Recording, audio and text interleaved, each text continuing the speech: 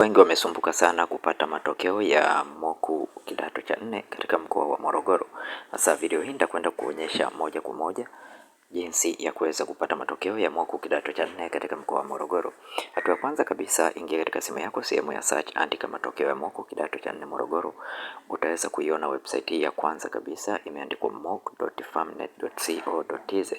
Utaifungua website hii na baada ya kufunguka hapa utaweza kupata matokeo ya mitihani Morogoro. Hii ni matokeo ya mitihani Morogoro Form 4 Joint Examination 2025. Lakini pia kuna Morogoro Regional Form 2 Terminal Examination Result 2026, Morogoro Regional Standard 7 Mock Examination Result 2026. Kwa matokeo ya darasa la 7 ya Morogoro yako hapo, na joint mock exam ya form 6 pia 2026 kama unavyoona. Morogoro form 6 2025, jana nazo hizo za 2025. Sisi tunachotakiwa kuangalia ni ya form 4 mock ya form 4 2025. Ukija hapa nyumbani, hapa utaweza kupata matokeo ya mikoa yote hapa, matokeo ya mitihani haraka, sahihi na rahisi. Okay, wanafunzi na wazazi pia mnaweza kutumia website hii kuweza kupata matokeo ya mkoa ambao unataka. Kama unavyoona hapo, utatakiwa kuchagua mkoa wako.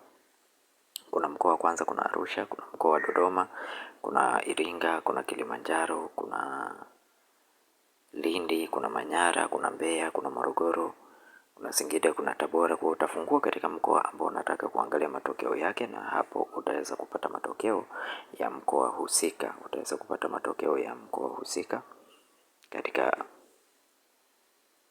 linki hii ya hapa. Na ukija Arusha pia utaweza kuona matokeo ya darasa la 7 2026, mtihani wa utamilifu moko 2026 darasa la 7 mkoa wa Arusha, utaweza kuona hapo. Na ukija Kilimanjaro pia utaweza kuona matokeo yake.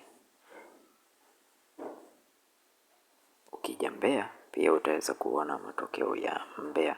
Kwa hiyo hakikisha unafuata njia hizi ili uweze kupata matokeo haya. Lakini pia tukitoka katika linki hii ya kwanza, tukirudi nyuma katika search ya kwanza kabisa,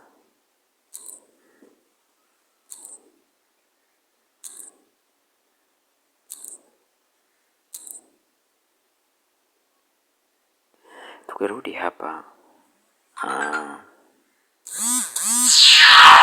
ukija hapa Morogoro, matokeo ya mtihani Farmnet, matokeo ya mtihani Morogoro.